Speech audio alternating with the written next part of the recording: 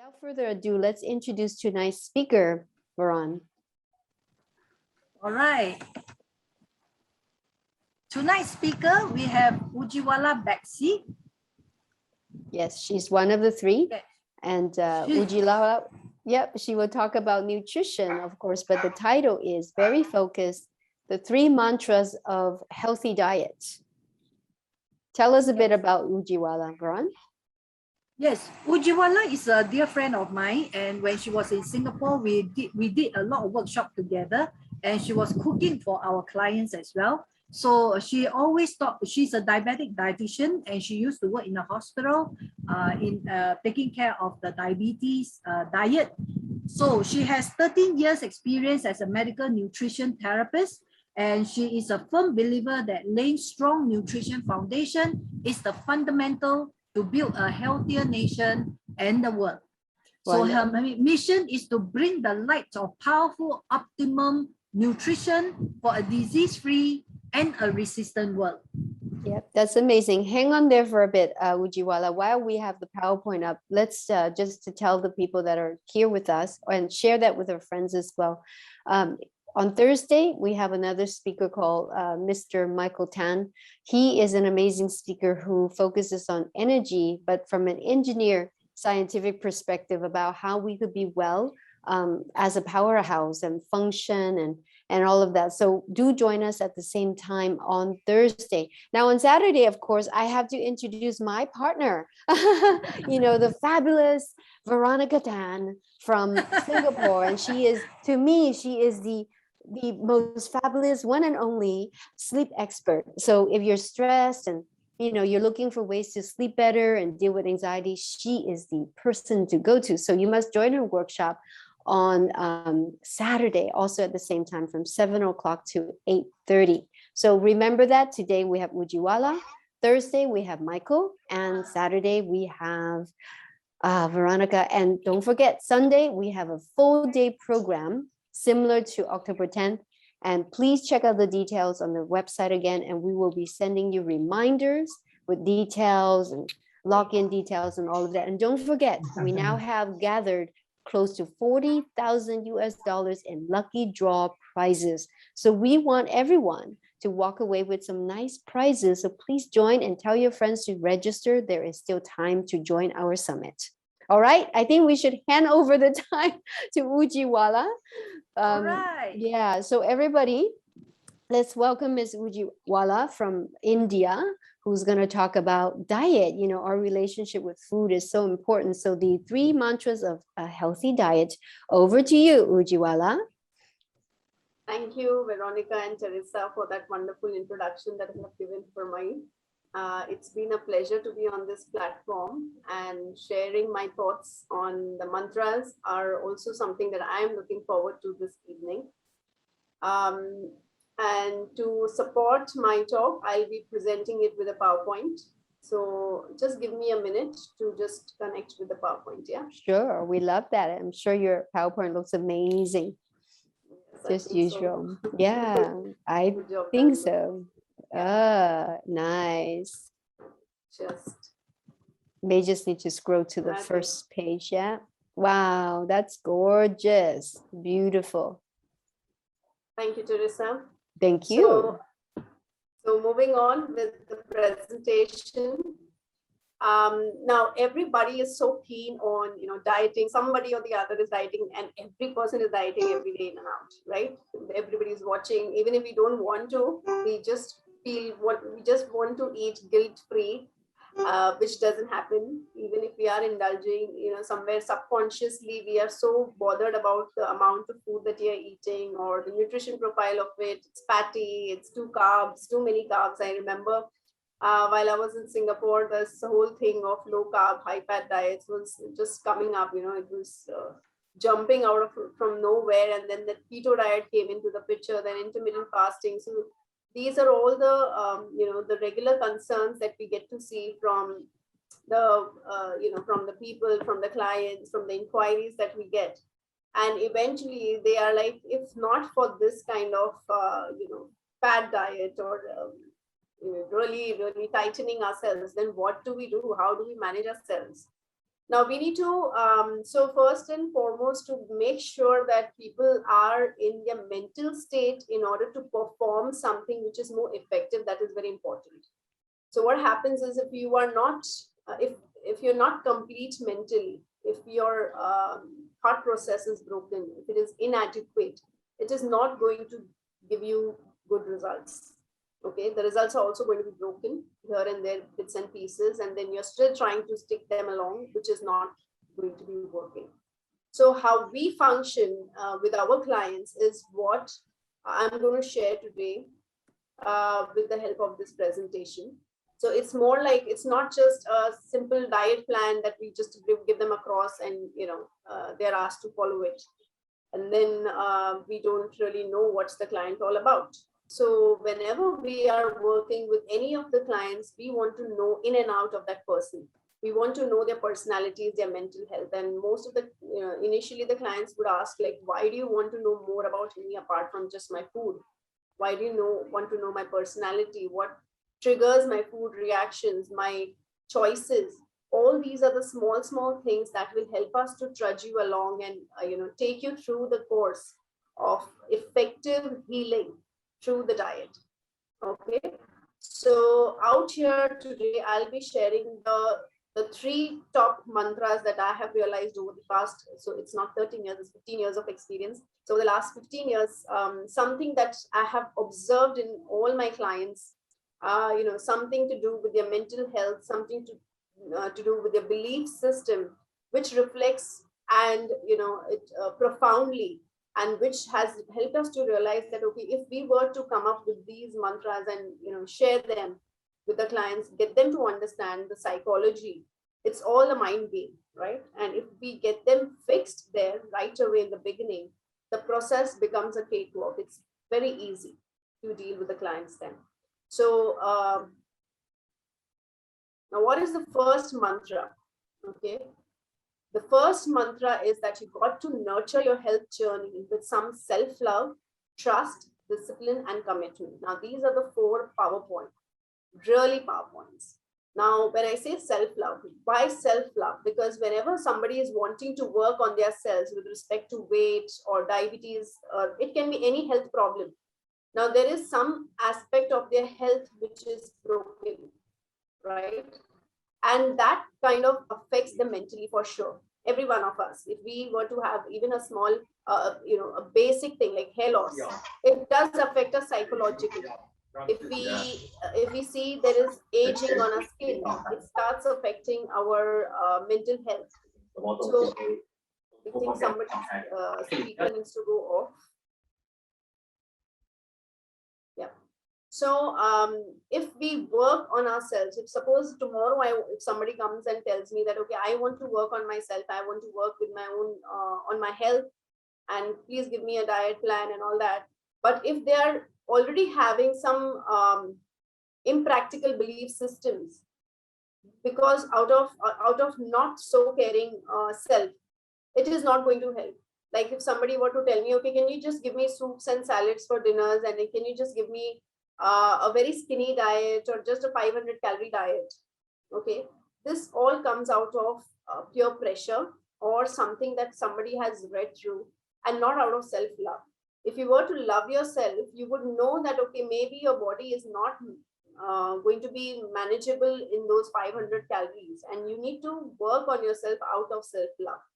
So first and foremost, whenever somebody wants to work on their self with respect to health specifically, you've got to be functioning from the point of self-love. It is not because some aspect of your health is not right, you want to take care of it, but it is also because that you want to take care of yourself. That is the reason. It should not be that you're somebody's relative. Like many a times what happens is the husband will say that, okay, my wife needs to be worked upon in terms of her health, but the wife, when asked, she would be like, oh, I really don't have the time to take care of myself, but it is because of my husband that I will want to take care.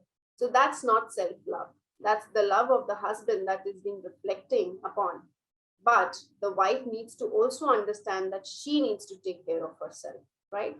So all the care that you want to take about your diet, your lifestyle should be all derived from within. You should be the one to take that plunge, and you should be the one who should take that decision that yes, I want to take care of myself, because if I love myself, I will be able to love the people around me. But if I operate from the mindset of incompleteness, don't know whether I have the time, then that is also going to reflect later in the process. Then, second thing is trust. Now we need to trust the process. Now, when somebody contacts us and they would say that, okay, I want to go on a diet, or can you give me a diet for this health problem? Like, I want to work with you on my gout, for my gout problem, or for my arthritis. Alongside, I want to work for my weight management or diabetes management. You know, there are so many other health problems. I have severe gastric issues since ages. So people tell us their problems, but how much do they trust the process? How much do they actually trust us as healers that, okay, I should be able to help them, right? So when you come to us, or you are wanting to work with someone, or for your own self, you want to start a process to achieve a health goal, you want to trust the process. And how does that trust come into the picture is with some kind of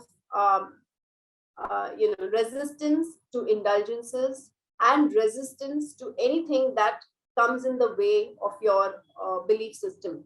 So if you are a person who lacks trust in others, there may be some aspect of your psychology which may not be also allowing you to trust yourself, right?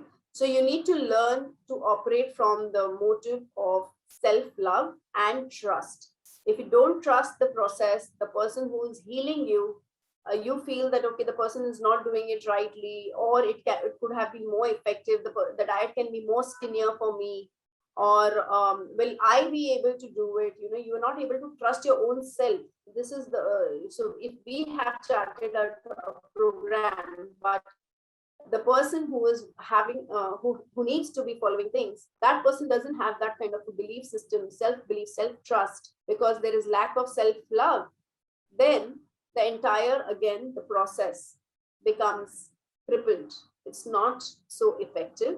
And that's why the core of anything that needs to be accomplished and needs to be achieved should be only coming through self-love, trust, discipline. Discipline is very important. How much ever you want to trust the process, like, you know, we have clients who want to get started. They get started out of self-love. They have a lot of trust within their own selves. But then whenever we ask them that, okay, this is the discipline that you got to follow, how much is the compliance? You know, that matters a lot. How much the other person is really wanting to make that change. They have a lot of self-love, they have a lot of self-trust, but when it comes to implementing the aspects that are being told to them, the discipline suffers.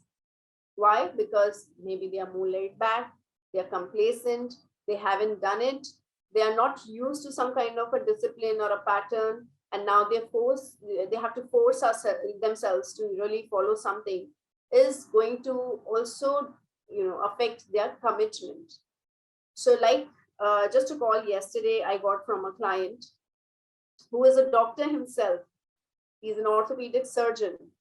He gave me a call. He's struggling with weight loss. He had himself a gout attack recently, a month back, and he has been in touch with us since 3 months.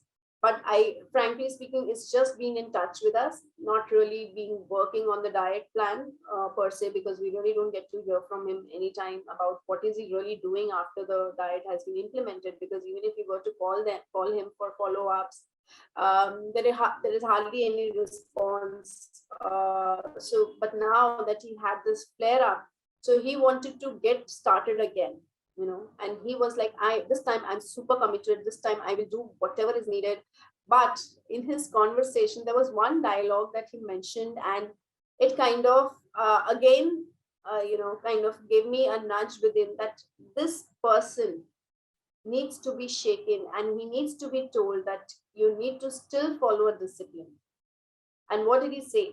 The dialogue was, I'm ready to do whatever you say. I'm ready to follow any kind of discipline you tell me.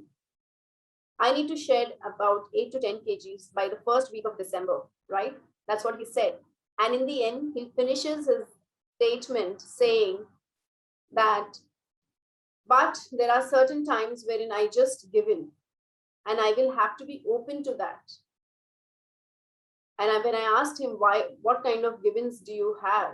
And like, what kind of indulgences do you do? He's like, it can be anything which is fried. It can be a puff. It can be a curry puff. It can be a samosa because he's an Indian doctor. It can be as simple as a Coke, because if he is stressed with the operations and he really doesn't have the time, if the operation goes longer, he really doesn't have the time to catch up on a meal and really decide about a healthy meal, then whatever is there in front of him or he feels like eating, he will indulge in. That time he loses his mind, right? Now, this is from somebody who's already from a health industry. He is a doctor himself, but struggling to still lose weight. So don't doctors have the right to gain weight? Yes, they do have the right to gain weight, because eventually they are humans. They still have their own emotions. They have their own challenges. He's dealing with the challenge of erratic operating hours. He has to operate the patients for hours, 5 hours, 6 hours, standing on his feet.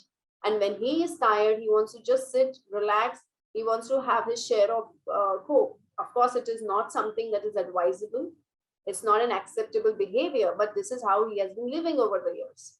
So when we are asking him when he's coming to us out of self-love, trust, and he's ready to get into a discipline, but what is questionable here? The commitment, because the minute he says that I might indulge, I have to literally pull him up and tell him that this time it will be difficult for us to let you go.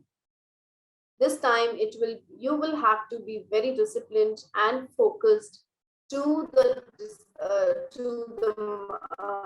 schedule that we share with you. You will be asked about your meals. If you're not able to report to us over the messages, we will drop you a call every day, a quick call, but we want you to be in the zone, not out of it, and receive another call after 2 months saying that, okay, I want to restart. We don't want that. We've already done that. We had been, considering that you were a doctor, maybe you will be able to put things into perspective. But when it came to observation, there was hardly any commitment given to us. So for anything, and that's not just with respect to your diet and lifestyle, right? Anything in life that we want to show results, we need to have some kind of discipline. We need to have some kind of commitment towards the process. And of course, that trust and self-love. So if you have any broken pieces out there out of these 4 aspects, wherever you feel that, okay, maybe you want to work towards your health, but it doesn't come out of self-love, it is out of the stresses of health, or you have some health problem, it is only because of you don't want to land up into complications of diabetes. That's the reason why you want to take care of your health, but it is not out of self-love. You don't trust the process. Like there is another patient who was advised probiotics for his gut health. And we could actually see, we could actually observe the changes in his health. His wife was feeling so good because the gastric health problems that he was complaining of, continuous severe pain in his diaphragm, all that kind of receded. But the patient was not ready to agree and accept the fact that it was because of the dietary changes that the wife was working with us on and working so hard, providing it to the husband, and he was consuming it as it was provided to him. But he was not ready to believe that it was because he did not trust the process. He was always questioning whether it is helping. No, it's not helping me. It's just maybe out of something that I stopped eating that may be helping me. But he did not know what is helping him. Wherein we knew with our experience that it is because of this kind of a change in the diet pattern, which he was repetitively consuming, was triggering those pains and aches. And after correcting, after eliminating certain food items, after adding on to certain food items, like there is another client, she had massive gastric health problems, massive, like just a month back. She started with us. one day on a Sunday, I think it was in the 3 weeks back, on a Sunday, she drops me a message. She's like, I just feel like crying today. I was like, now gastric health problems can't make people cry. But she was, she was full with acidity, and this patient is from Singapore. She was full with acidity up to her throat. She was feeling so much of burning sensation. She has already taken antacids, which she's been taking over the years. She's been taking it since 10 to 15 years, antacids. And this time when she came to us for help on her diet, the diet was already given to her a week before. Now, while she was implementing the diet, she felt that she could not eat that much, that as much was advised to her, because she just felt bloated all throughout the time. So I said, okay, maybe I might have to advise you, because she was crying and she was feeling so helpless. Generally, I don't believe in supplements to be given right away as the first advice, but because she was in so much pain and her messages were coming up, so I was like, okay, maybe I will advise you something which might help you to get some relief. And I just told her, maybe you'll need some kind of supplements that I will advise. But this is not something that I want to really take as a first step. So if you can just try to change that habit of, consuming nothing in the morning until 10 a.m. because you don't feel hungry, you feel bloated, but maybe you want to start your day with a bowl of papaya. And so she was like, okay, I don't know whether I'll find it now because it's already afternoon time, but I will try my best to source it at least for tomorrow. And she got it. We checked upon her. I was checking upon her every day. How is she doing? Like, is she faring well, feeling better? If not, then maybe as an immediate action, I might have to advise her on some supplements. But to my wonder, she said that, yes, I am feeling so good with that just one bowl of papaya to start my day with, because that has helped me to recede and get my bloating under control, at least for the half of the day. And then she had another complaint of the bloating, coming back in the evenings. And then we again worked out on her diet. We looked into what she was able to do and then advised her something else, which helped her. And now she just thanked me every day. And she's been such a grateful client. I'm very fortunate to have grateful clients. People, when they start operating with you, when we work as a team, gratitude is something that we always believe in. We thank our clients for choosing us, and when they are thankful after getting the results, immediate results, when they express gratitude, it really helps us to magnify our role in their lives. So it is just not about that diet sheet or a diet plan that we talk about. We talk about the client per se as a human, with his brain, with his heart, with his emotional baggages that he may come along when he wants to take care of his health. So it's not just a diet plan. It's not just a matter of diet plan, which is always there on the internet. And I always question anybody who comes onto the program, and if I sense that there is a lack of trust in this person because the person wants us to operate the way they want us to operate, like just give me soups and salads, or give me a very low calorie diet, or give me a very skinny diet, or maybe you want to just lately I had a gestational diabetes mother from Singapore contacting me that, okay, I had heard you in a talk and I wanted to get in touch with you with respect to my management. And she already has a Down syndrome child, the first child, and she's pregnant right now, having diabetes. But at the same time, with respect to management, when it came to getting things implemented, were very difficult for us to work with this person. Why? Because she's a dentist, but she felt that she knew how to roll the entire game, how to play the game. She knew that this is what a diet I need. This is the type of diet I needed.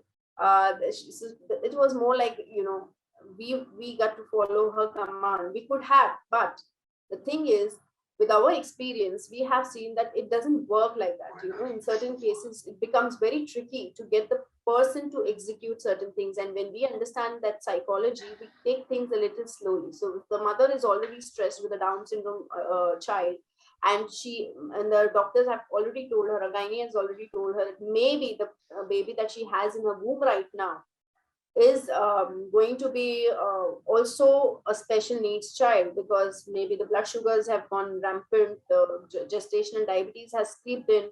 So I know that she is very, very, very, we can understand the mental status of such kind of a patient, right? She must be so panicked.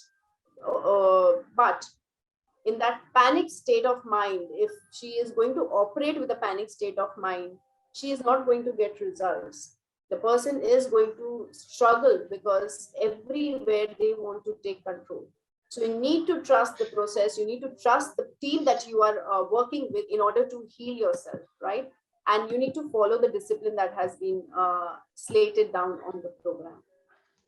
So I hope everyone is here with me, and self-love, trust, discipline, commitment are the four pillars of the first mantra. So it's not just the three mantras that I'm sharing today. I'm actually sharing much more than the three, because each of them will have their own pillars. So the first mantra is about self-love, trust, discipline, and commitment. Now, moving on to the next one. The second mantra is, which is very important. It is the crux of the entire program that we have for our clients. Irrespective of whatever health problem the person has, we always ensure. Somebody's speaker is on. Okay. We always want and we make sure that even if our clients, when they are inquiring and when we figure out that they are not eating certain food groups because maybe like a keto diet, or because the carbs are very low or minimal, or they're just eating erratic patterns of food, it is not going to help us. We need to question this, like skipping any food group invites health problems. Now, what happens is when we start skipping, so we have food groups. Let me first break this down, okay? Break this mantra down to first get you all to understand. What are food groups? Food groups are carbohydrates, proteins, fats, vitamins, minerals, water, right? And our entire nature bountiful of food that we have in the nature, that is fruits, vegetables, grains, dairy, meat, fish, oils, fats, right? All the miscellaneous ingredients, items that we don't actually categorize into these 4-5 categories of food groups of food grains. But when we start eliminating food without even observing whether it affects us negatively, it is going to cause us problem. Out of the blue, we stop carbohydrates. Out of the blue, we stop eating fats. Out of the blue, people have started to consume so much of protein. They just increase their protein to the level that they just don't know whether their body will be able to flush out the toxins that come out of the protein metabolism in the body. But we just blindly follow the diets that are trending, or that are over the web, or we've heard from our friends. So what happens is, when we blindly follow any kind of diet plans or lifestyle changes, we start implementing them on ourselves, and we just don't know whether they're going to be suitable for us or not suitable for us. We are just treating ourselves like guinea pigs, and treating oneself like a guinea pig is not coming out of self-love, for sure, right? So you want to respect yourself in the process. You want to believe and trust the process, and you want to make sure that all the food groups are included in your diet plan that is being charted down for you. Be it whichever health problem, you will be expected to eat something or the other, until unless, like a health professional like me, like for instance, we have diabetes patients with kidney diseases, and if their potassium crosses to a particular level, then we will advise them that, okay, this is the point at which you cannot consume fruits. But if you're not eating, but if you're hale and hearty, you're healthy, you don't have any kidney problems, you don't have any health problems, and it is just because of your weight or because of any other health problem, then you can still consume fruits, you don't consume fruits. What are you lacking? What are you creating for yourself? You are creating a space within your body for deficiencies. You know, so many people, they have stopped eating fats. They want to follow skinny diets, so steamed food all the time. It's good. It's good. It really makes you feel fresher, and it takes away the lethargy from the body. But you need to understand that if you were not to consume any fats, any oils or nuts into your diet, just because they're higher on the calories, but at the same time you are popping vitamin D supplements, you're popping vitamin E for your skin. We all are so conscious about our appearances, so we want to consume all these fish oils and stuff like that, but we don't want to derive that from our food. How is it going to be helpful? We need to derive our nutrition maximum from the food first, and then we move on to the supplements if we feel that it is not possible for you to work on your diet because maybe you're too busy, you don't have the resources to do it, like maybe you don't know how to cook, or you know how to cook, you're a fabulous cook, but you don't have the time because maybe your work does not permit that. So whatever the reasons be, but the priority should be always given to food, right?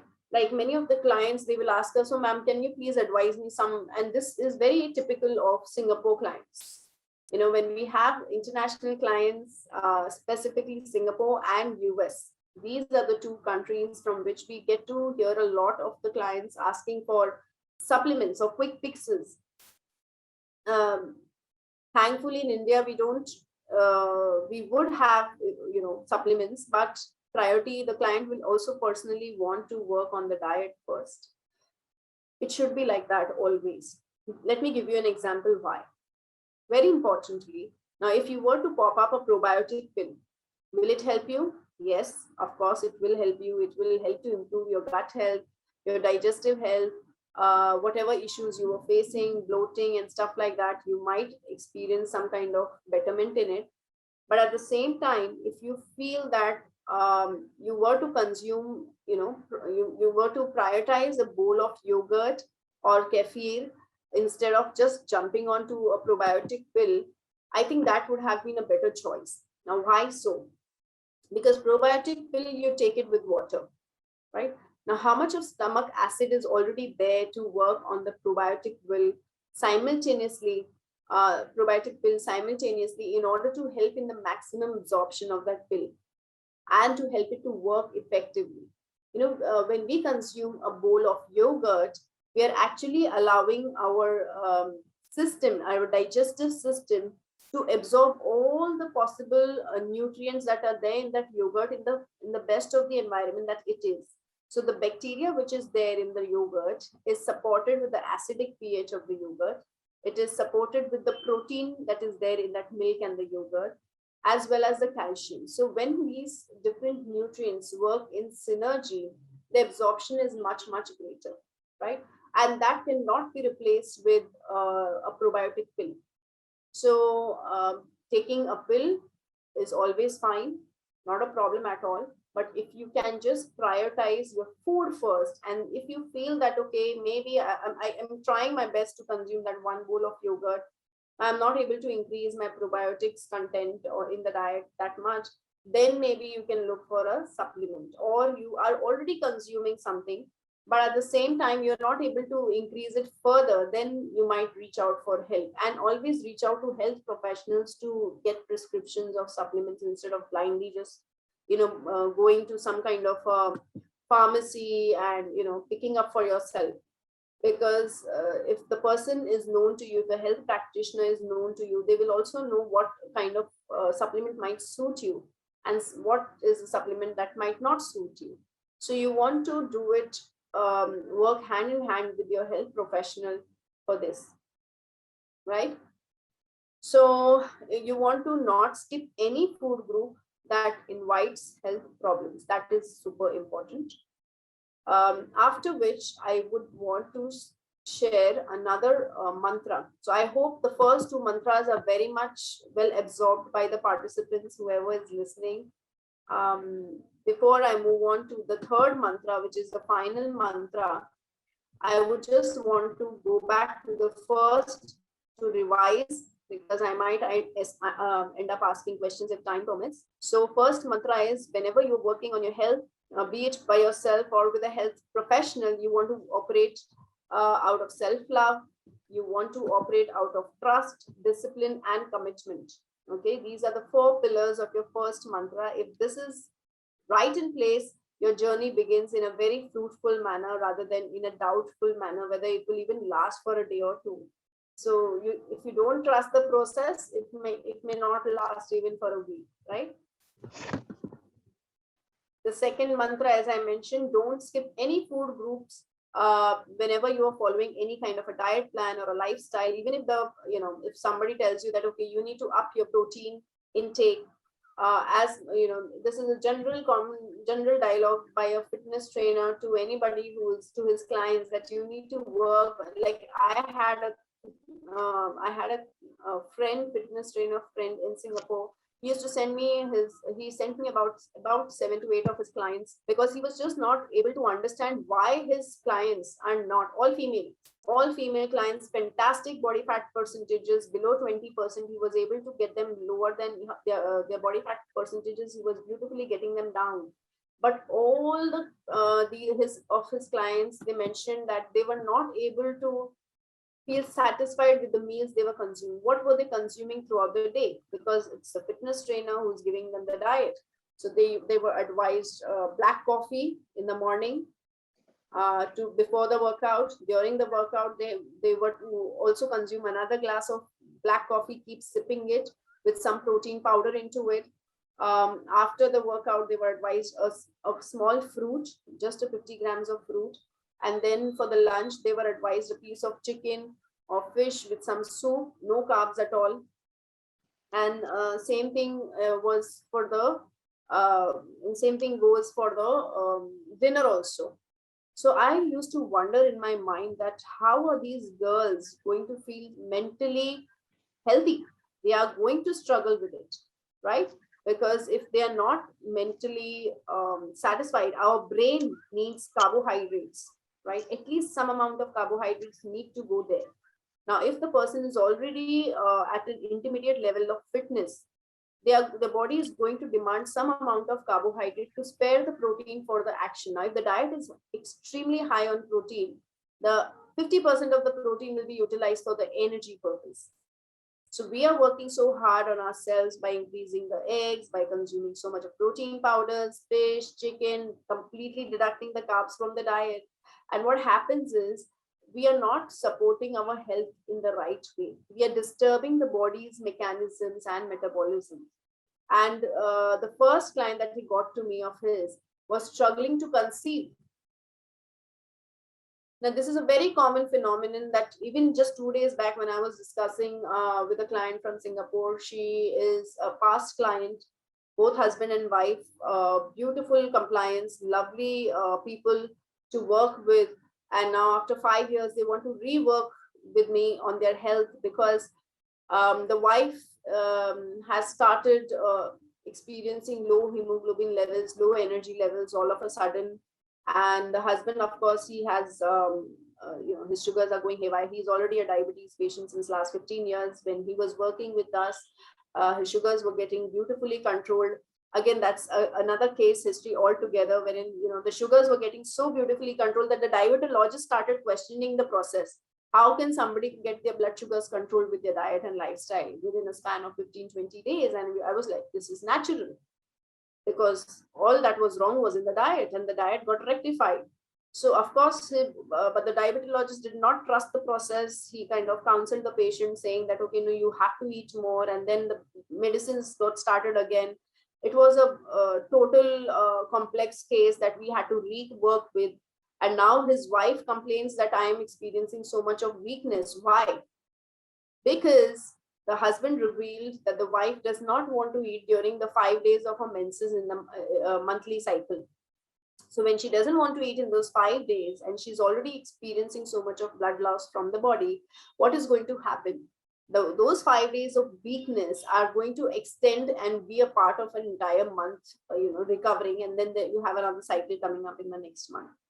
So you got to eat enough, and especially carbohydrates when you want to, complex carbohydrates, mind you, if you eat complex carbohydrates good enough to manage your monthly cycles, you will not fall prey to this tiredness and low hemoglobin levels right after the menses, which can get dragged and spoil your entire month and your life. Because month, and then it goes to a year, and the entire year has gone over like that. You have been feeling lethargic, tired all throughout your life. Why? Because simple thing, you were trying to control so much, not eat during those menses days because you were not feeling like eating. So if you don't feel like eating the regular food, with that, should that replicate in the form of low calorie? No, you have to eat enough to feed your body, especially when you're losing blood from your body. Because if you eat less during the 5 days or whatever the duration of menses you experience as a female, less food is equal to less blood formation in the body, because less food is also going to call for less iron, B12 and folic acid in the diet. So when we have less of these nutrients in your diet, it is going to reflect on the type of menses you will have, the pains, the cramps, as well as it is also going to affect your entire health, right? So it's such a simple thing, but we make it complex by struggling to deal with the food that we are eating. We are struggling to eat these days. We have a very wrong notion about food. The idea about food is now just control. Instead of food is to be enjoyed. When we start enjoying the food that we eat, and automatically our body tells us that, okay, this is enough, this is nurturing me, and maybe this doesn't support my health, right? But that kind of communication has completely stopped with us. It has completely gone because we are not ready to receive that. We are just ready to tell ourselves that, okay, no, my God, this is something that is an indulging kind of a food, and I don't think I'm permitted to eat it because my weight has gone up in the menses maybe by 500 grams. It is a natural process. You are going to gain weight during the menses because of the water retention and the hormonal changes. So that doesn't mean that you will eat more skinnier. In fact, you should eat enough to battle those kind of negative impact that the menses will bring along with, right? So keep your mind in a sane format. You need to be wise while doing any kind of dietary practices or lifestyle practices. Do it with a very mindful approach, not with something that you have just picked up from a friend or over the web and you just want to treat yourself like a guinea pig, as I mentioned before. So moving on to the third mantra is very important. This is the final outcome that we tell our clients, and we operate over these last 15 years. We have been operating with our clients, making them feel special, because we believe and we have observed that every person is unique, right? And whenever, for myself also, whenever I listen to a client and they have been doing like X type of a diet, and I feel that, okay, let me also try and do it on myself, I have realized that it doesn't work for me either. It just spoils my routine for a day or two, and I cannot afford to spoil my routine because there are errands of work. Life has to be, you have to deal with life. You have to work with your children. You have to work with your professionally also. So you cannot distort your lifestyle because of the diet. So, and there are people who are trying to fit into a diet. Remember, a diet plan should be able to fit into your routine instead of a routine fitting into a diet plan, because you still have to operate, you still have to work, you still have to earn your bread. So if you're tired and lethargic all throughout the day because of a very low calorie diet that you started eating, it is going to disturb your hormones, it is going to disturb your sleep, because on an empty stomach or a hungry stomach, one person cannot sleep. Nobody can sleep on a hungry stomach. And what happens is, after that, you just crave. And when you crave, you start eating and you become like a balloon.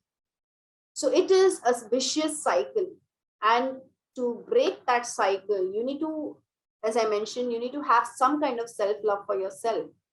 And when you operate from self-love, you will understand that your body is unique. You are unique because over these years, you have developed experiences, you have developed food choices and preferences, which in a way do not allow you to, just mimic any other diet, any other person's diet. You got to treat yourself uniquely.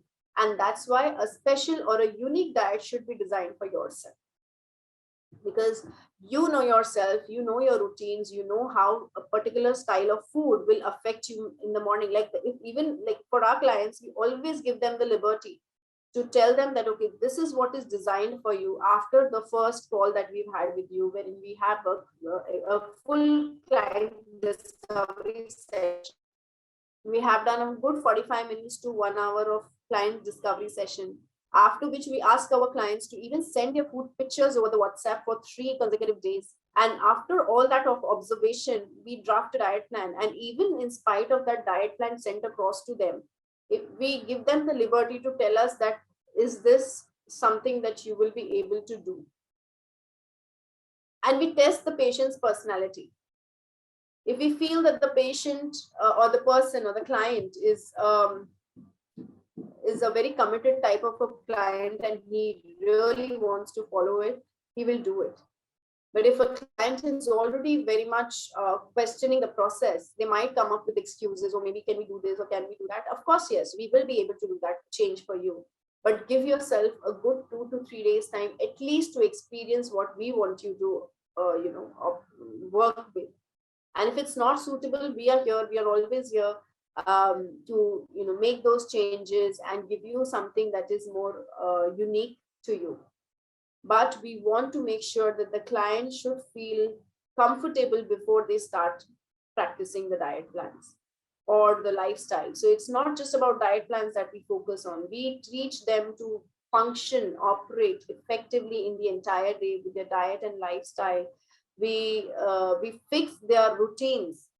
So sometimes, maybe certain clients may find us very intimidating during the client discovery session, because we want to know in and out hourly base on an hourly basis, like what you want to consume, morning, evening, lunch, all that.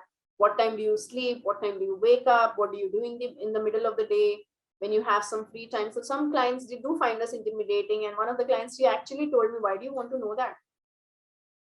Why do you want to know what do I do in the afternoons? I'm like, sorry, I maybe I kind of asked a very, you felt that I asked something personal, but it is just that I want to know whether you go into the slumber zone or you're active.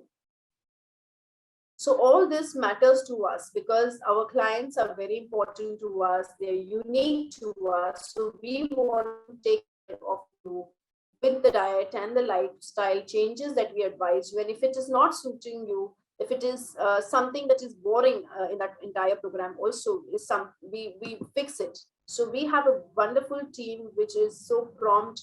We will fix it. We will give you solutions, but we want you to commit. Put that into practice. All the information that is given to you, got to put that into practice, because everything otherwise is on paper. How much of compliance that we get, the better the compliance, the better the results, So you need to understand that you are a unique person and you cannot just copy something that is just on the internet, or just pick it up, start executing without knowing the health hazards of it, right? So you need to really understand the fact that everything is to be customized and it is unique for you.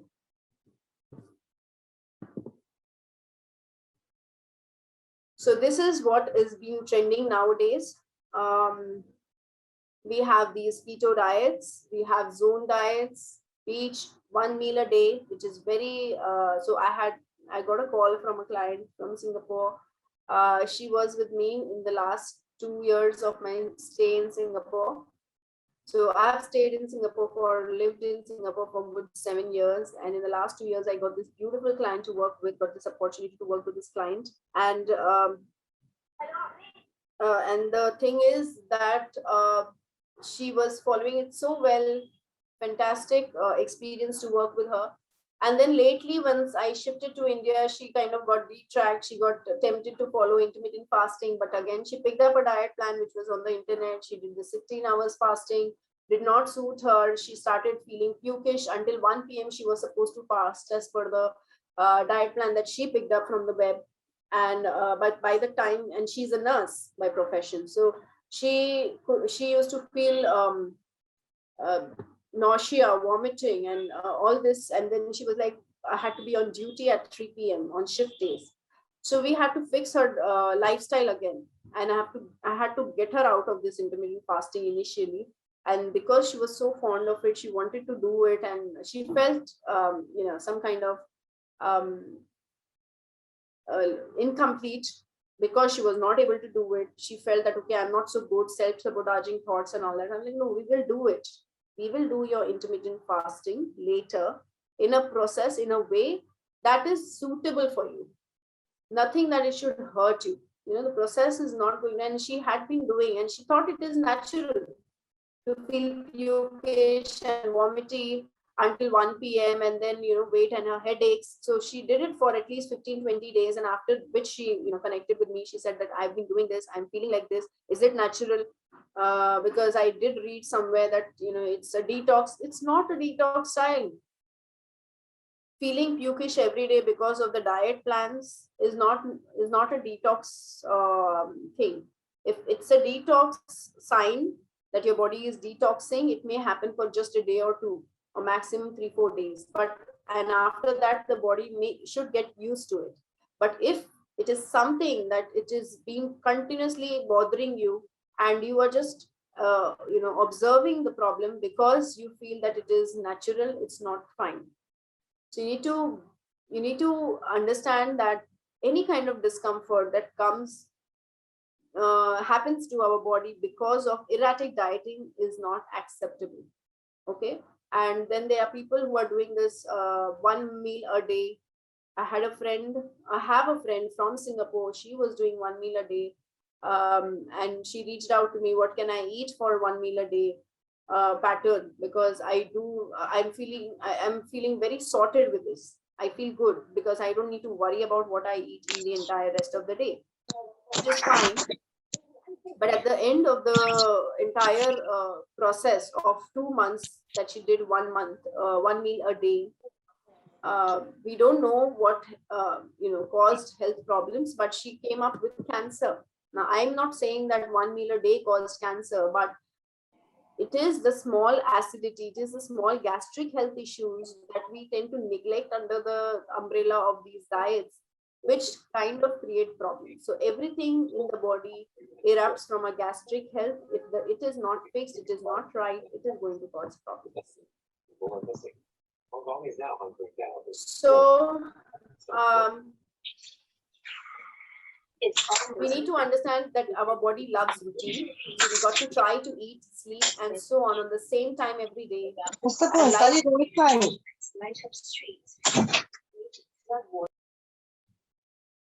In order for the body to function at its optimum efficiency, the body loves consistency, and that's what we want the clients to develop: consistency, discipline, and be committed towards it.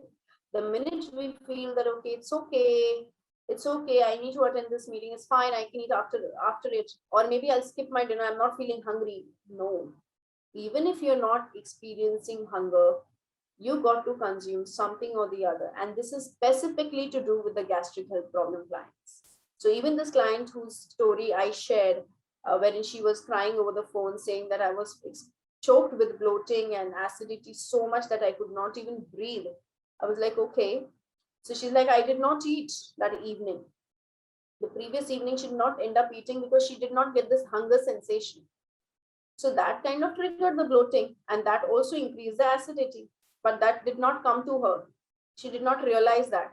She just felt that the more I don't eat, the better I will feel, or I should be feeling, because it is not going to give any kind of byproducts of the food that is going to be eaten.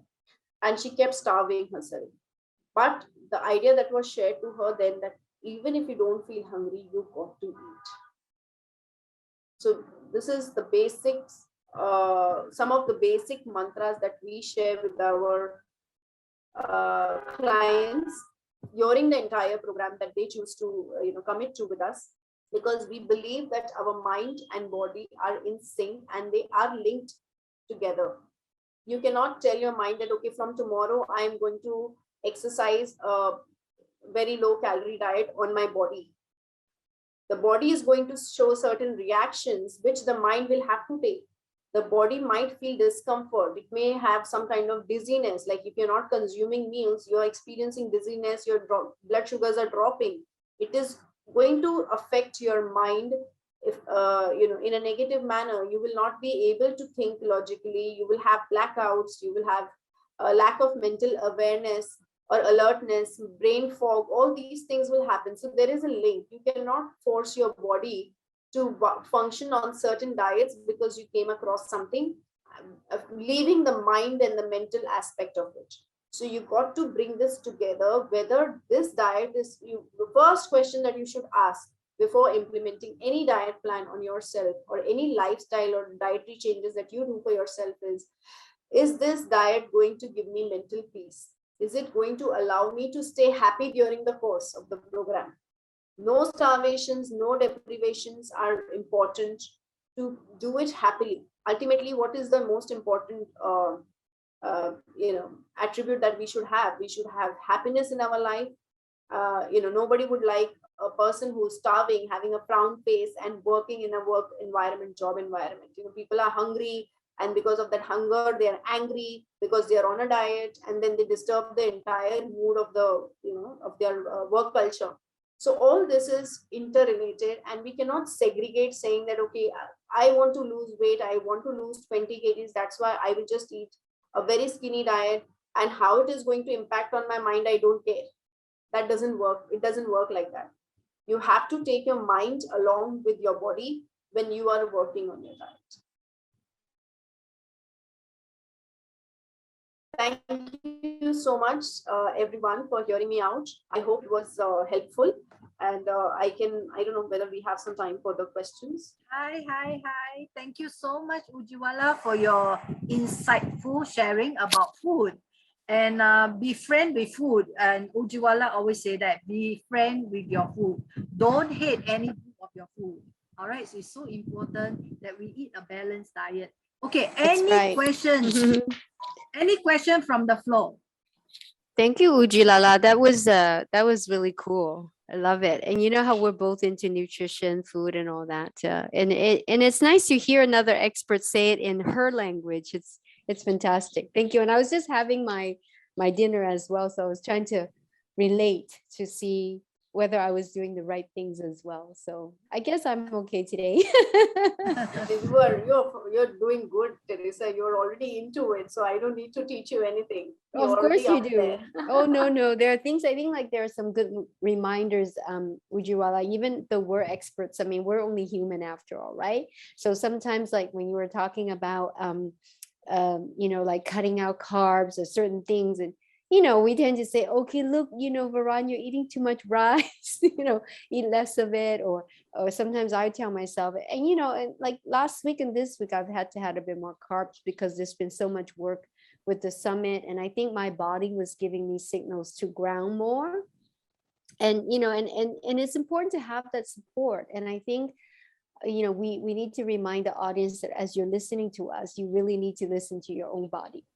We could tell you so much, but your body will give you so much. Your body, I always say, like, our body it's like a library, right? Yeah. So why don't we take some calls from the audience, some questions. And we're gonna do lucky prizes. So whoever answers, whoever comes up with questions gets the first I have a prize. question. Hi, Who my are name's you? Chiwei. My name's you- Chiwei. Are you able to come on camera? Oh yeah, sorry. What is your name again? Okay, Chiwei. Chiwei. And Yes, from Hong hi. Kong. I'm from Hong Kong, yeah. Yeah, hi Chiwei. Yeah, hi. Thank you so much for the presentation. Sorry I joined a little late. I got confused a little bit by the time Yeah, starts from sorry, about we were just 7:30. discovering something. Yeah, so. But in any case, I was wondering, like over the course of my years, I've tried out different sort of, I guess, fads in a way, right? So you had the raw, the vegan, and then vegetarian and so forth. And I've discovered, being from a Chinese background and also having been exposed to Chinese medicine, yeah, and Chinese, the whole philosophy that food is medicine, in fact, right? And it's very individual, like you said. But I also wonder, like in your practice, if you've noticed how people of different ethnicities and backgrounds, so having had sort of a inbuilt genetic sort of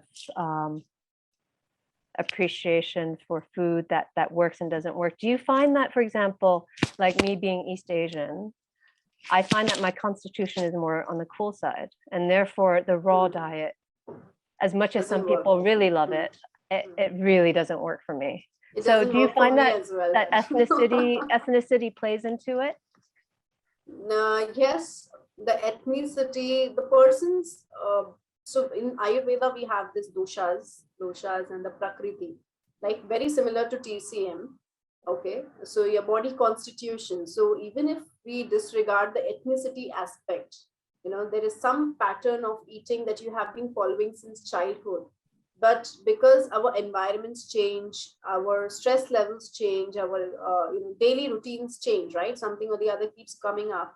The basic constitution that we were born with also changes, right? So Yeah. there are certain, and plus of course the weather changes. Yes. So that also has an impact, right? And then our sleep patterns, if we're not sleeping enough or we are sleeping too much, all of it has a good impact on our body's constitution. So that needs to be considered as well, during anything that you do. Like for my own self, I have observed that I am not much, even if I want to, but I can't do too much of raw foods for my own self. That's what I have observed. Like if I have to have my share of good amount of veggies and stuff like that, it has to be a little stir fried. It has to be in the form of soup, because raw is something that just doesn't go well with my body. But that doesn't mean that I will not give it a try. So it's a matter of trial and error. And the ethnicity does play a big role. Your constitution plays a big role, and it should be considered while planning the diet. Thank you. Okay, could I add to that, Chiwei, if that's okay? Are you Mimi's friend, right? Are you with Mimi's group? No, another group of mine. Got it. Thank you. Yeah, that's great. Well, I'll add to that because we're both East Asian, right? So I don't believe in a complete raw diet, right, Ujjwala? I think it's all this yin yang balance, and also given our DNA, Chinese people, I mean, we have cold dishes, but we don't always eat cold food. And Chinese food, just like Indian food, I think it's quite balanced in yin yang, cold, hot, warm, medium, room temperature. And I think our food is quite naturally adjusted to the seasons anyway. And when we do that, our bodies naturally also adjust to the seasons. So, and that's how traditional Chinese food has been traditionally prepared. And it's only natural. It's only natural. Like in our home, we still, in the US, I grew up in the US, we're still eating, really traditionally Chinese way. But because we grew up in the US, we've added a lot of that external, cultural diet as well. And because I've traveled around the world, there are different ways that I eat. But oftentimes I'll go back to my roots and go, okay, I need to eat this way, because that's what the body is, and the body will give you the signals. Sorry. No, And it's okay. it clicked to me when I was working with Veronica on her retreat. Being an Indian and having all Chinese participants, Singaporean participants, Different. It was pretty different. It was all very different. There was no element of Indian item, I think, therein. But, Right. Yeah. Well, and Chinese. Veron likes her Chinese noodles and her fishbone noodles and her fish noodles. And I love my soup noodles, but because I've been a vegetarian vegan and all that, I create a lot of my healthy versions of things, but it's that root is there, right, Chiwe? Like how I put ginger in there, but because I've known Ujjwala and I have my Indian friends, I use a lot of turmeric as well. So I play around with those things, but still my food, the way I create my food, the way I balance my food comes from my roots, because I think that's what my body likes. I couldn't do pizza every day. I could do it once, like every 6 months, but it has a nice pizza. Yeah, and Yeah. ethnicity, talking about ethnicity, like we stayed in Singapore for 7 years, right? And it has had such a huge impact on our food There you go. intake. Yeah, Yeah. because in Singapore we used to do 4 days a week, Chinese style of cooking. Even at home, we used to do that. And now that we have come back to India, the food has changed so much for us, which took us good 2 years to come to that, going back to totally Indian style of food. And we still miss our Singapore style of food, so we cook it, we do prepare it, and people would be like, "Wow, it is so bland. How can you eat it?" It's It doesn't have different. spices, but that's what I think it has set in to us as well in terms of ethnicity. And just 7 years, not even through the roots, but it has had so much of an impact on us. So wherever Right. you go, it will influence your food intake. Yeah. And I think, Chiwe, if you're trying to do the raw food diet, I mean, you could do some, like I'll still do juices and I'll do some salads. I love salads and I create a lot of my own salad dressings, but I make sure it's a yin yang balance.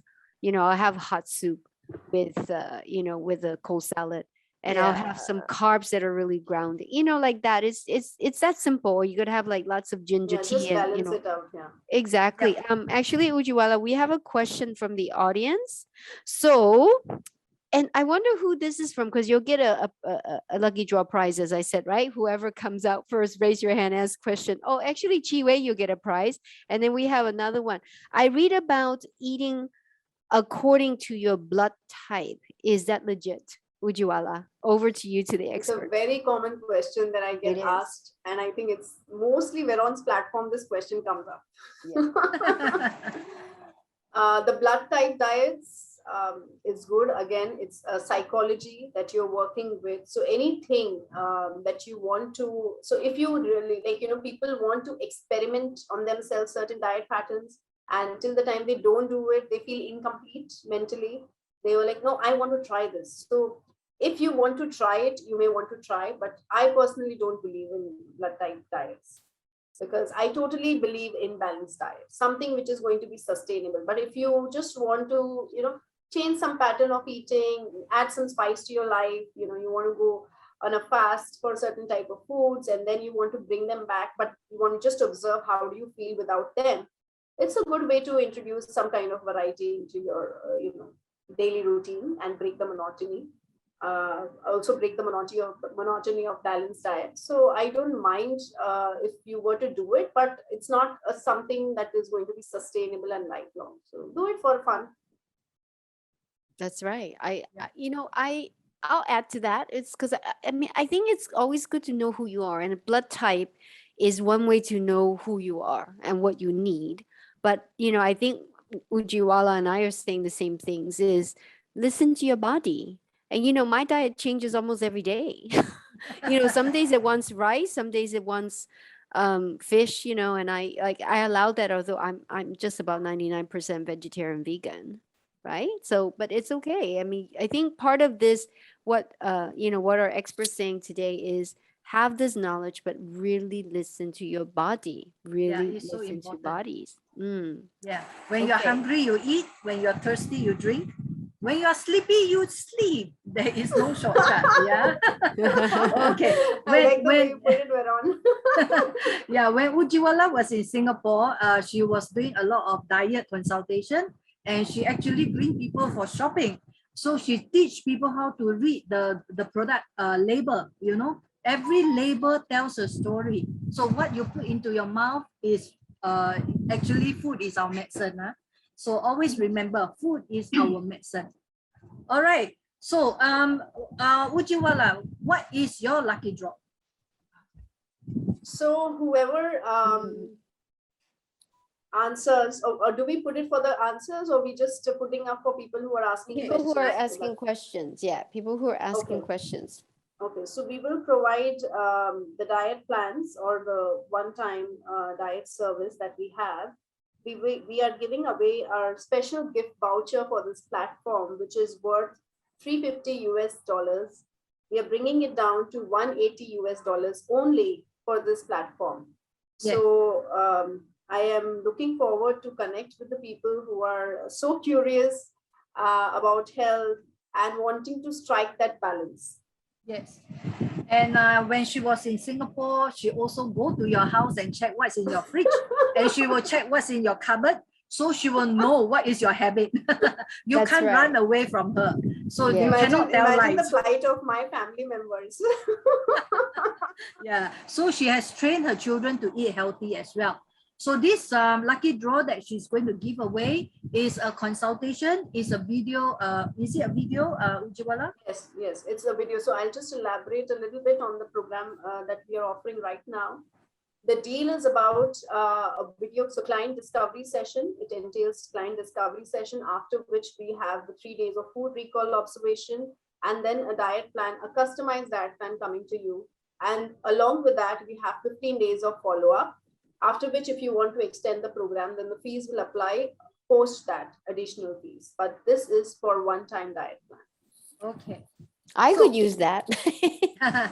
Okay, Ujjwala, there's this Jiwa, she asked, she said it was a great talk. We can talk about food for hours. Just want to clarify about food for good sleep. Good sleep. Okay, we are going to have a World Sleep Day very soon in March. And Ujjwala is going to talk about food that is helping you to sleep well. All right, Ujjwala. Okay, so do you want me to share the food for good sleep, or let Yeah, her have sleepless nights till March? Until March. I think she has to use my pillow. That is the easiest way. Yeah, I think Go ahead. that works. Okay. Go ahead. So I would suggest if you can try to eat 8 to 10 almonds in the night before you go to sleep. Consumption of 2 kiwis 2 hours prior to your dinner, or at least prior to your bedtime, helps induce sleep. And the third thing is a universal food, which is milk with bananas. If you don't really if you're not thinking too much about calories and how it's going to impact, it is definitely going to give you good sound sleep. And if you sleep well, you're going to shed weight. So I'm telling you, with my personal experience of my own diet, I have never, ever taken the stress of how much of this food is going to affect my weight or my health. If I feel like consuming a quick, healthy smoothie in the evening, sometimes the dinner is getting late, I will do that, because I know at that point, if I don't eat, it might affect my dinner pattern. You know, it will get me into that bloating state. So you need to understand your body and pay heed to it. I think Okay. Christina has a question. She's raised her hand. Yeah, David has a question. Jiwa, did Ujjwala answer your No, I question? have to look into. No, I don't think so. Yes, Yes, yes. very good. Okay, I very did? good. Okay. So what is inside the almond that puts you to sleep? What is the magic inside the almond? So almonds have their own essential amino acids. And it is because of almonds and the bananas, the milk, all these have tryptophan, which is an essential amino acid. It helps to induce good sleep because it gets converted into a neurotransmitter, serotonin. Very nice. All right. So David so asked, what about serious illnesses like cancer, stroke, heart disease? What type of diet should we start to prevent, to treat, or even to cure them? And lately, I have been actually having a lot of cases with respect to cancer, heart problems. Just recently, I have observed that the numbers are scaling high, you know, and childhood diabetes is scaling high, another one. So, of course, these are very different conditions, call for different type of diets. You know, the cancer diet cannot apply for a heart patient, because in cancer diet, the calories shoot up. We have to make sure that the person eats enough. You know, it could be a 2,000, 2,500 calories plus on the paper, but whether the person is able to consume, wherein in contrast to heart problems, the diet is not going to be that much permitting that many calories, but we have to focus on the nutrition aspect also with respect to the fats, good essential fats. Like there are people with heart problems, they make it to 0 fat. They're so scared to consume fats after they've gone through a heart problem. They're like, oh my God, even if a drop of oil will give me something like, it's raised heartbeat. They're so scared. So we need to get them out of that fear. At the same time, we need to help them with the diet, which is high on the fiber. And both the cases, of course, the high fiber diet works. But what kind of cancer it is, because we know cancers are of different sizes and different patterns. We need to understand that. And it's more about, it's a proper case therapeutic diet. Yeah. So it's a customized. So it's all customized diet. All right. So when you see Yes. Ujjwala, it doesn't mean one size fits all. It is everybody has a different unique customized diet. So that's why it's good to go for a one-to-one consultation and make use of this voucher that you are able to have one-to-one with Ujjwala. Okay, another question from Mary Cole. What is gluten intolerance and its causes? Okay, so gluten intolerance. So what is gluten? Gluten is the protein that is found in certain grains. Okay, wheat being the common one. It is also present in oats, barley, and rye. Now, what happens is there are oats that are being manufactured nowadays on processing units which say that it doesn't have gluten. The unit doesn't have gluten, but the oats by itself has gluten. But people who have gluten intolerance, some of them have shown to be tolerant to gluten, but not to the wheat.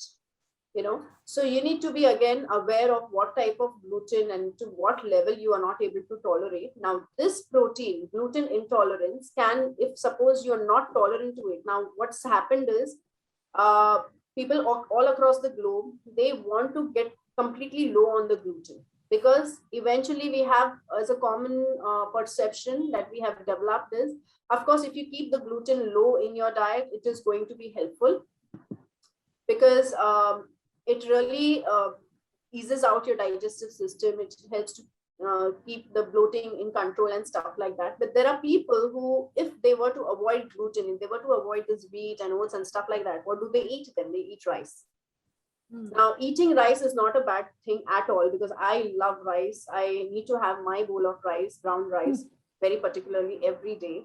And that doesn't stop me from eating gluten as well. So I need to balance it out first. And second thing is, because I don't want to eat gluten on certain days, that doesn't mean that I will up my rice intake. So we need to make sure that all the food groups, as I mentioned earlier, also you can consume. If you are not gluten intolerant, you should consume all grains. If you're gluten intolerant, your body will not be able to take gluten. So that is completely out. So, and the diet will be likewise, so if you're not eating gluten, of course, you're going to eat more of millets, you're going to eat more of rice, and it should be some amount of carbs in the diet. Here's another question, Ujjwala. That's great. Love that. I always love talks about gluten. Isaac Chung, what diet is good for Parkinson's? Now, for Parkinson's, it's a complex condition. For Parkinson's, we want to up the arginine, which is an essential amino acid again. But at the same time, a protein diet is also advised, but not a very, very high protein, not like something. So somebody is at 50 kgs, we don't want to give them 100 grams of protein, but yes, we need to give them around 70 grams of protein. That is also after the diet evaluation, because I'm assuming the people who are asking me these questions, they are all non-vegetarians. They are consuming their share of fish and chicken and meat, and definitely the protein is easily matched. 50 to 60 grams is easily matched for a 50 kgs person, right? So it is 1 gram per kg already. So we need to balance this protein content in their diet. At the same time, we need to also look into the quality of protein. So first class proteins are the ones that you need to be advised in order to make it more effective. Plus, there is a drug in Parkinson's which kind of, it clashes with the nutrients. So there is a drug nutrient interaction between certain nutrients that come in the diet and with this drug. So we need to make sure that they two don't go together in any meal. So whenever the drug is being given, that kind of a meal should not be given to the patient. So this is on the basis of these basic guidelines. And then of course we do our research, further update ourselves when we are working with the clients. Right. Yeah. Here's another question from Sumaria, who's actually my student who's studying nutrition at the Hong Kong Baptist University. Sorry, Sumaria, I had to review you there. And it's also related to the gut. So her question is, how is the digestive system connected to the nervous system? Like, how does the stomach pain directly link to stress, etc.? And she's asking this because she has gotten this response from the doctor many times. So her question is, how does the digestive health affect the Nervous mental system. health? Yes, nervous system. Yeah. And Which how is does the very- stomach pain directly relate to stress? It's a very direct link. It's a completely direct question and a direct link in itself, because if your digestive system is not effective, like for instance, it is not, so if you have a leaky gut, very simple example, that means your digestive system has the pores, the cells are not, so generally the cells are very tightly linked. But when we have any kind of a digestive health problem, the cells kind of have some spaces in between, which allows the toxins to pass through. So there is this tube, for instance, in your intestine, right? The intestinal tube. Now this cells, the cells, they are very tightly packed. Now, if you have a weak digestive system, the cells will become loose and it will allow the toxins that are there in the food to also enter your blood, and through that, through the cells, to the various cells of the body, and that induces pain. So that is the reason why, as we say, that gut health is so important, because if you are not taking care of your gut, it can actually, and there have been researches which have proven that cancers, some of the cancers actually trigger out of your erratic food habits, gut health, impaired gut health, diabetes, you name it, all sorts of nervous system. When you're talking about nervous system, you also have, there are people who have weak sensation in their joints, in their limbs. Why? Because they are lacking certain micronutrients in their diet, and this could be also because you are not just consuming enough nutrients. Sorry, I was just reading Dr. Jane's question, which just popped up on the screen. Focus, focus. Yes. So likewise, like for vitamin B12 or for B complex nutrients, when they are lacking into our diet, simple thing is you will experience some kind of sensation, tingling sensation in the fingers and the nerve endings. So that's a very simple relation that I can give you for the autonomic nervous system response to the leaky gut or the digestive health problems. There you go. And then Jay has a question, who was actually our panelist on the men's mental health the other day. He's asking, is the keto diet okay for anybody in general? Does it work? Keto? Keto. Okay. Yeah. Not a very strong Keto, keto. I know. I know I'm what not you a very mean. strong proponent of keto diet, because my only worry with these diets is, as I said earlier, you can have them, you can follow them for fun, but how long will you have that fun? Yeah, it's a very subjective thing. Like people do follow ketos for years. They have been. I know some people who have done it for a year or two, and then they feel like, okay, now is the time I want to come out of it. And when they're out of it, they completely blow back. They are full on the weight, or they are eating all sorts of cakes and pastries, whatnot. They keep posting, oh my God, I'm eating cakes after ages. So if that is the mental impact of a keto diet, I don't think I will really support that kind of a system. right. And and I would add to that is, diets don't last. Diets don't last. And again, our key message today is eat what your body tells you to eat, and it changes. It changes. And I know Ujjwala is still using the word diet. I don't use the word diet anymore. I just call it loving foods. Right, Veronica, as well. And I think food is our friend. Yeah, learn to love your body and listen to your body. And keto, again, is cutting out carbs. And and she mentioned a lot today about carbs and what happens if you start depleting. And I think these diets are actually good for people who have special needs, if that makes sense. If they're going through something like cancer, a certain type of condition or disease, I think pay attention to those. But the best thing is you ask the question, you get to have a session with the expert. So you're down for the lucky draw. Very good job there, Jay. Okay, now I have a question from Jane, my dear friend there, Dr. Jane Nguyen from Vietnam, but she's teaching in Thailand. Thank you so much for the great presentation. She wants to know, is spice or chili food affect the performance of ice hockey players during the games? Performance question, Ujjwala. Be careful there. Performance question. It will definitely impact it positively. Why?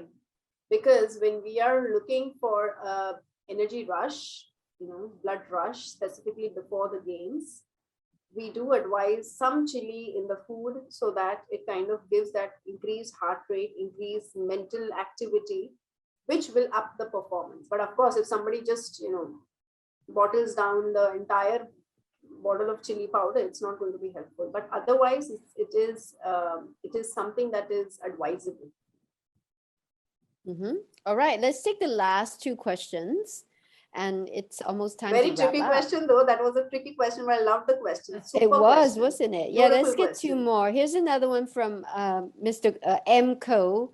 And I hope I'm reading this right. I haven't used this. Is GERD, G-E-R-D, and Good, stress okay. related, yeah, GERD actually. And stress related, or is it just a food issue? Is GERD and stress related, or is it just no? A GERD food can be issue. very much stress related. Yeah, I think so. Yes. It's very Well, much like stress gastric related. reflux. Yes, it is. Yeah. It is. If somebody is under stress, they're not eating timely, or they are so much under mental stress, workload, or whatever kind of stress, their family stresses, it will just kind of get their food to come up back into the throat, And there are people who are either eating foods in a certain pattern. Like just recently, I have two clients, their mother and son, both have GERD. Why? Because there are certain patterns which the mother has been following since ages for herself, and she has been bringing up her kids in that manner. And now the son has it. So it is not just stress related, it is food, dietary patterns, stress, sleep, lack of sleep. So that's the reason why sleep is so important. You're happy, as I mentioned during the program, what is the most important thing? Our mental health as well as our happiness. If you are happy day in, day out, it will show. It will show in everything that you do, and it will keep your GERD low. Okay, we got another question from Christina Tra Wadaya. I hope I'm saying your name right there, Christina. If a person that's well only want to make a simple lunch, dinner for one or two person, what do you suggest to make? Because this person in the morning do take a healthy shake with fruits, but this person is a vegetarian by choice. So what can you recommend what to make for a simple lunch or dinner? We get questions like that quite a lot. So basically she's asking, okay, there's a shake in the morning with fruits, then what's a kind of simple lunch? lunches and dinners can be had being a vegetarian? You can simply, to advise you, I don't know what's the status of the food courts right now, but you can definitely have a healthy, economy rice plate with brown rice, and you can have your portion of fish or chicken in light soy sauce, light sauces, or you can have your tofu if you're a sorry, she mentioned that she's a vegetarian. The person is a vegetarian, so you can definitely look for tofu. Definitely avoid the genetically modified, those kind of soybean that is there, textured soybean that you want to avoid. Mock meat in Singapore terms. So you want to avoid the mock meat. Instead, you want to take tofu. Vegetables, definitely 2 helpings. Some kind of soup, brown rice. I think that should be good enough. And for both lunch and dinner. Yeah, and like I was teaching today, I take something very simple. I make a quinoa salad. I mean quinoa hot this time, but I cooked it with a pumpkin, cubes of pumpkin, and then this morning I heated it up and I added some green beans to it. And then just a little salt and oil, and that was my lunch. And I have it in my little thermos, and that's a good enough portion for me to sustain for a couple of hours. And that's simple enough for me. So there's so many ways. I would suggest if people are keen on knowing what can be done for a simple meal, you can join me on my different social media platforms like Instagram. Good idea. Posting a lot of meal items there. Instagram, Twitter, you can find me with my name or my brand name. So I'm very active on Instagram, Twitter nowadays, and LinkedIn also. So find me on any social media platform. You will definitely benefit Yeah. out of it. Yeah, sounds good. There's a comment from Sumaria there, and she's saying at the end of the day, it's all about sustainability. So it's all about really eating all the great, all the different food groups. Now, Dr. Jane Nguyen in Thailand, do you still have a question for us? Would you like to vocalize it this time? We love to hear your voice.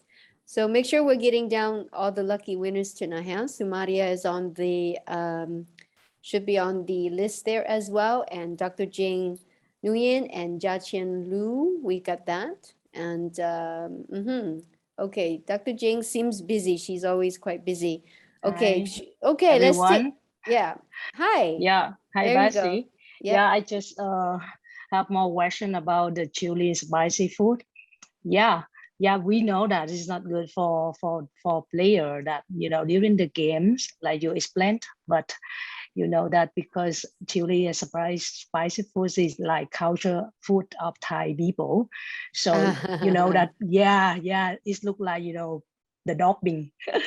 We say doping the rock, like when the player see the chili, they very interesting. So do you have any recommendation that because I'm a team manager of the Thailand ice hockey team, both of women and men, so do you have any recommendation that how can we that limit that to limit the chili spicy food for our player? Because most of the time when we try to to provide them the other food, because we also have the nutrition doctor go together with the team, but the food is good, but they have the very bad mood for the game. So yeah. So it's so hard that, until that, the nutrition doctor say, okay, so we have to provide them the chili spicy food. So that's why anytime when our team go to the competition abroad, we need to have like, the Thai food house, with the chef and everything to fly with the team to cook for them. Yeah. So do you have any recommendation for us, like, to our player that about the chili spicy? I would definitely love to look into the menu that you provide to your players. And if I can, play some role in, tweaking it, it would be, I would be really fortunate to, provide some guidance there. So I think we can definitely, but I would definitely want to know what's happening and, what are they consuming day in, day out, and what can be actually advised if something is lacking. So I would really want to take a good look into it, and I'm pretty keen to work on this. Okay, it's already Yes, 8:40. Yeah, thank you. It's already 8:40. We are going to have the last question by Kelsey. Yeah, Kelsey Lim, yes. What food is ideal for chemo patients? What food is ideal for chemo patients? So what happens is, for chemo patients, they are generally advised during those chemo sessions, they are advised to consume something which is hot, okay? Because when they are taking their chemo sessions, they are put into an environment which is extremely cold and chilly because of the medications. So they are supposed to keep their body warm and hot during the session is on, and post the session, they should be hydrating themselves as much as possible. Yes. Okay, so a chemo patient has to hydrate themselves all throughout their chemo sessions that is lined up. They need to make sure that they are, when they are hydrating themselves, if they don't have diabetes, they can definitely consume some kind of vegetable juices and fruit juices as well, once in a while here and there, coconut water, stuff like that. But if they have diabetes, it becomes complex to manage such cases. And that is something that needs to be, again, be discussed with the patient, what they like to eat, because the taste buds change, their appetite falls, the weight drops. So we can't be telling them, okay, this is what you got to eat, and they don't have an appetite for it. So then we need to tweak it and understand that, you want to really do it as per the client's needs, the patient's needs. All right, I think we should conclude this session here, because as someone said, food can be hours and days, and with me and Ujjwala and Veronica here, it'll take 3 years. So I think we should conclude the session. Thank you so much, Ujjwala, and thank you so much for those of you that join us tonight. You know, we got another talk on energy and, you know, how to be a powerhouse and all that on Thursday at the same time from 7 to 8:30 Hong Kong time. Now, we were just discovering that there may have been some mistakes, a computer glitch with the messages, reminders that we've been sending out to our participants and those that have registered with us. Please, if you're here and they were unable to join, let them know that we could share this recording with them and also share with them the, you know, the right time zones for the future sessions, which we have on Thursday. And then on Saturday, we have Veronica, of course, the sleep All expert. right, So, thank you know, we got lots of good skills learning workshops for you. And please do not forget that we have Sunday at full day. We'll start at 9 o'clock and we're going to end at 6:30. Lots of speakers, lots of panel discussions and dialogues going on, lots of things that you're going to be learning, you know, through our summit. And this is only day 2, and we got 4 more days to go. So thank you so much. And a special thanks to Dr. Jane New and my friend in Thailand for, you know, spreading the word and being such a great, for good energy ambassador, I think. And thank you, Ujjwala, again, such great insights tonight. And thank you for my partner in Singapore, Veronica Tan. Thank you.